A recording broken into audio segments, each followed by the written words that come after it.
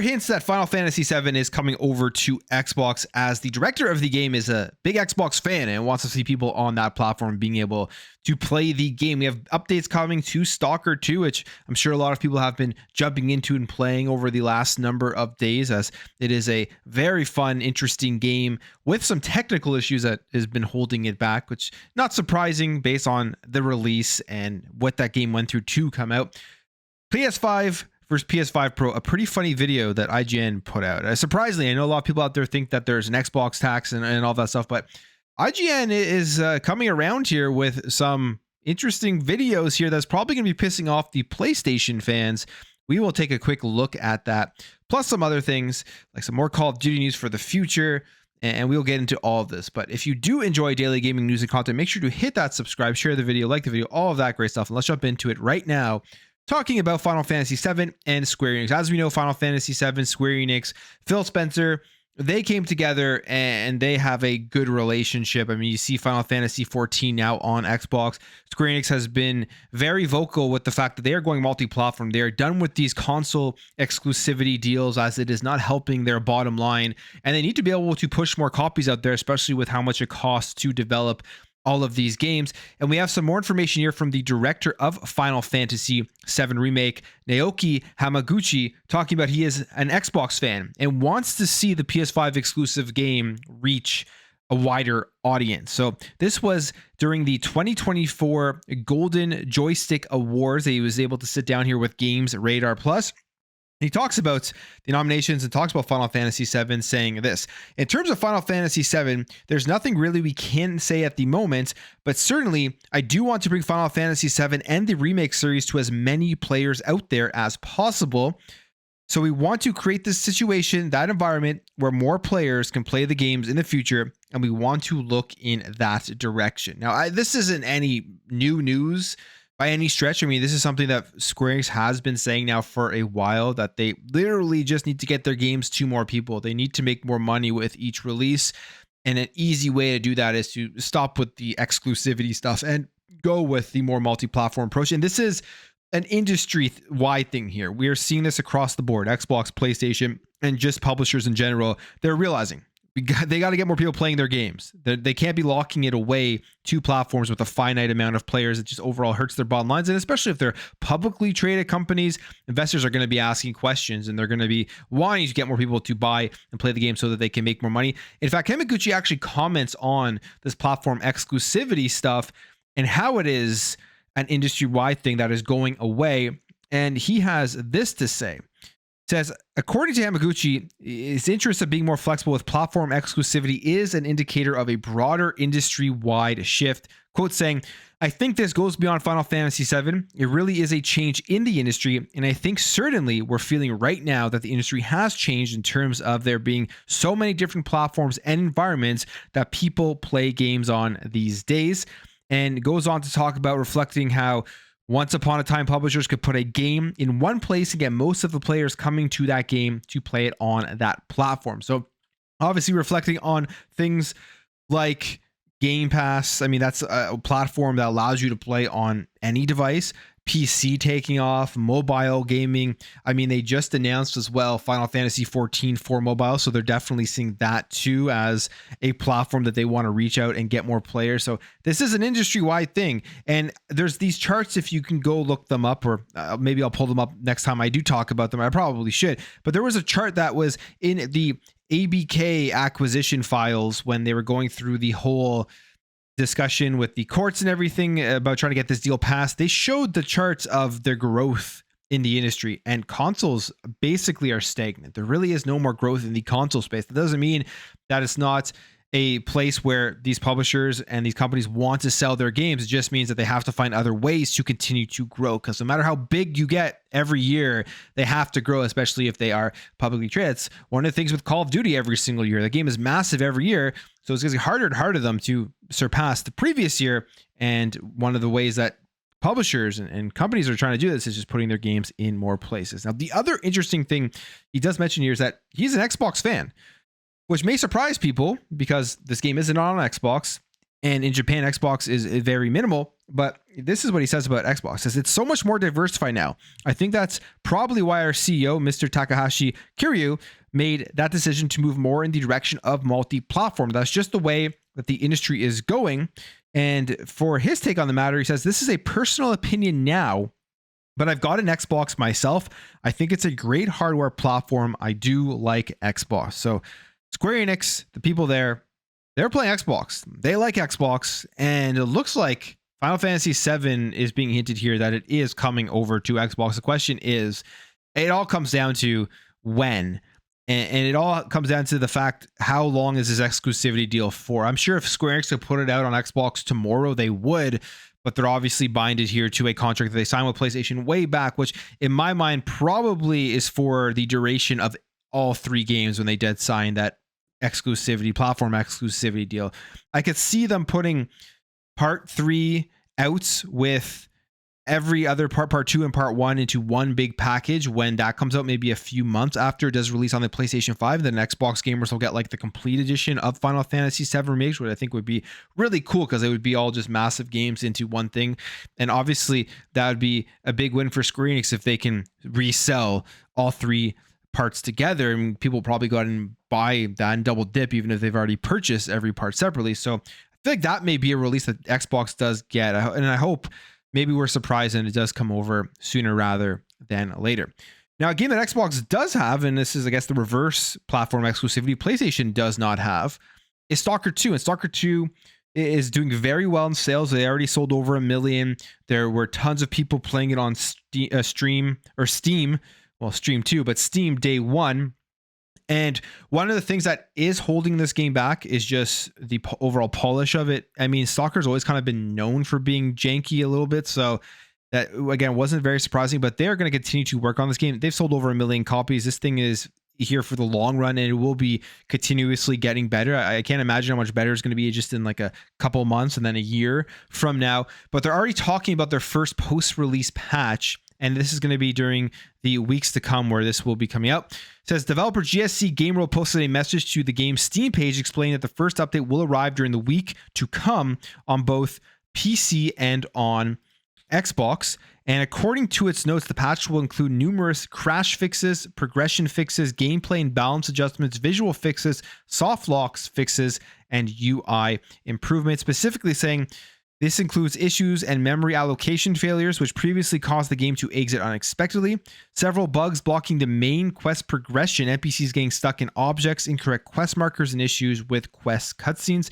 I've seen some screenshots of that where there were like NPCs stuck in a door and you couldn't move any further. So you literally couldn't progress that quest and there's nothing you could do about it. So hopefully that fix all of that up. They also say the update will rebalance the price of weapons and upgrades installed, saying we want to reassure you once more that we will make every effort to constantly improve your Stalker 2 Heart of Chernobyl experience, and we are truly grateful for your feedback and suggestions for improvements. So they are coming out fast and furious here with these updates.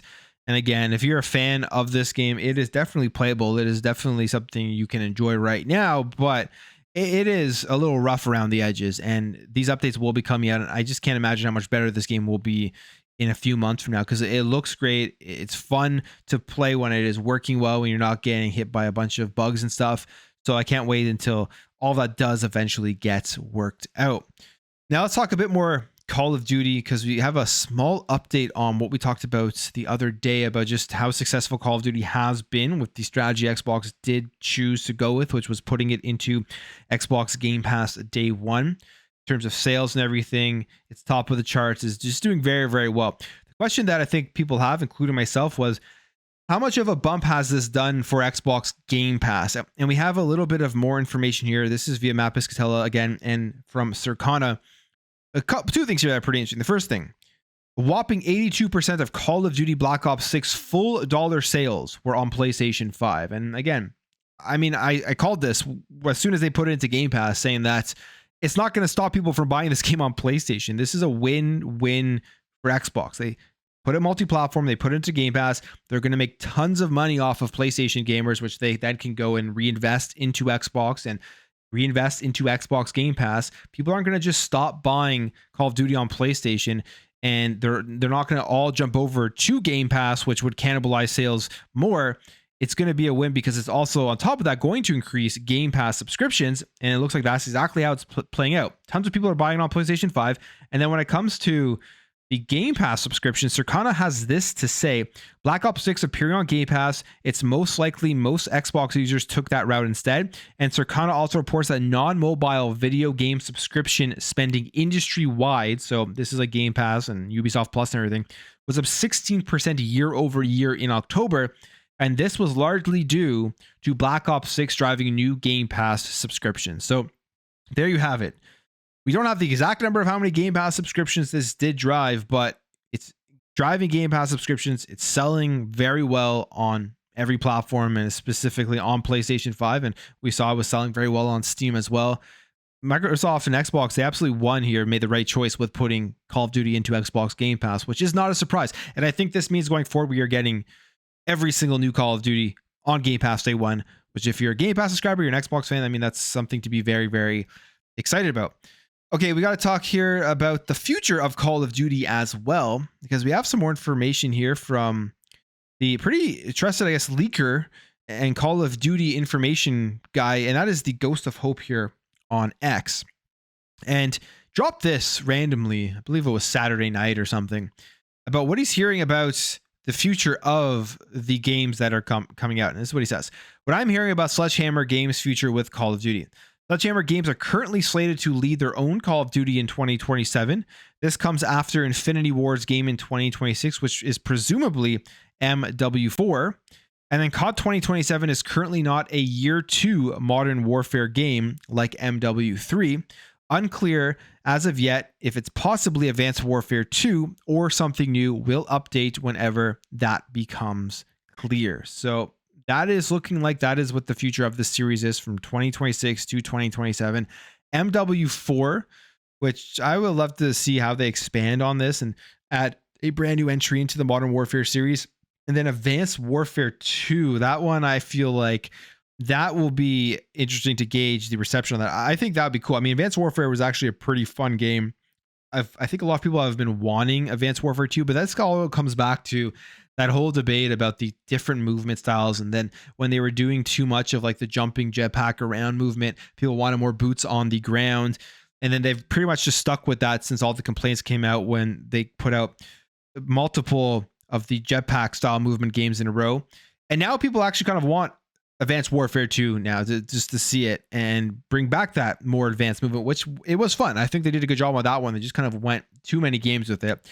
Omni movement in Black Ops 6 is very good. So I wouldn't be surprised if we continue to see that movement pass over to the next year's game and in Modern Warfare and all that stuff. As we know, they set up a committee at Activision to kind of take in all of the feedback across the different people at the different studios rather than just relying on the studio creating the game to determine what comes next for the franchise. So I'm excited. I mean, Black Ops 6, as I said, fun. They did a great job with the release. All the game modes are fun. So the future is looking very, very good. And finally, we'll talk about this. This will be a quick one, but it's just kind of, it pushes home that point as to where we are within the consoles. We're at a point of diminishing returns when it comes to graphics. If you're not somebody who cares about walking up to your TV and picking out every single pixel and seeing the shine on everything and comparing it to the different versions of the games, when in reality you're sitting back on your couch, you're playing it, you're probably not going to notice a lot of this stuff. That's going to be the extent, in my opinion, of a lot of the graphical upgrades that we do get. And the PS5 Pro, I think, is kind of proving that more and more as we are seeing some reactions to it and people doing comparisons between the base PlayStation 5 and the PlayStation 5 Pro. This one here is pissing off a lot of people, but also has a lot of people laughing. This comes via IGN. They put out this video. It's 58 seconds or 59 seconds, and he's playing Spider-Man 2 on the base PS5 and on the PlayStation 5 Pro blindly, playing on console A and then console B, and then has to choose which one was the PlayStation 5 Pro. And of course, he got it wrong. And the one that he said was the PS5 Pro was the base PlayStation 5. It makes a joke at the end saying basically you probably just don't need to buy a PS5 Pro. And this, I think, is just very telling as to what these incremental upgrades are graphically, visual fidelity. You're really not going to notice a massive difference And I've been starting to think about this. This isn't just because of the PlayStation 5 Pro. I mean, this has kind of been in my mind for this generation, even going from like the Xbox One to the Series X. Yes, there's a graphical upgrade, but that is getting smaller and smaller and smaller as we are having major diminishing returns on every new generation that is going to be coming out. The big thing that people are going to be pushing and talking about going into next gen is going to be the AI upscaling. That's going to be the major thing here. It's all going to be about performance and frames per second and steady FPS. But the actual visual fidelity and the shininess of it, I just don't think it really is that worth it on the console, especially because they have to keep those prices at a console price. $700 is already getting way up there. A lot of people don't want to spend that on PS5 Pro. So unless we're willing to go into $1,000 plus, I don't see how we're going to have major upgrades here when it comes to the PlayStation 5 Pro. So that was just a funny video that a lot of people were talking about. And actually, if you go back here into the comments, you can see like there's some reactions. The person says graphics don't matter anymore. Optimization and novel mechanics should be the focus. The person says within the first 3 seconds, all you have to do is look for reflections in the window glass. And to be fair, I mean, it's like there are reflections in both. I mean, you can see like there's reflections there. Both those suits look shiny. There's reflections on the water. So it's like, how can you tell for the average consumer which one is which? This process law. This is all you need to see to know if the PS5 Pro is worth it. These screenshots that I mean are completely like out of context. These always annoy me because you look at these and it's like, okay, this is a screenshot. This has been here used for kind of a marketing thing. But when you're sitting back on your TV playing these games, you're not going to see it like this. It's not going to look the same. You're not going to be able to notice that major difference. Person says, is IGN saying that PS5 and PS5 Pro produce an identical image? IGN is on a mission to dismiss the Pro. Are you guys failing hard? This is what I mean when I say graphics are a peak to a point Pro consoles wasn't even needed. And I mean, that take is kind of where I am. I mean, they can get better, of course, but they are at definitely a point of diminishing returns where will you really feel that value for your money? And you have to question next generation of consoles, depending on the price that they launch at. Will you really feel the value for your money graphically? This generation, I think the value came in with like the SSD, with like the quick resume stuff from Xbox. The overall experience on the Series X is phenomenal. But graphically, do you really feel that value for your money? I'm at a point where no, not really. It's your experience right now is good. And the small incremental upgrades, if you're just caring about visual quality, it's just not going to be a huge game changer. But I'll end the video there. If you did enjoy this video, hit that thumbs up. If you're new here, hit that subscribe, and I'll catch you guys in the next video.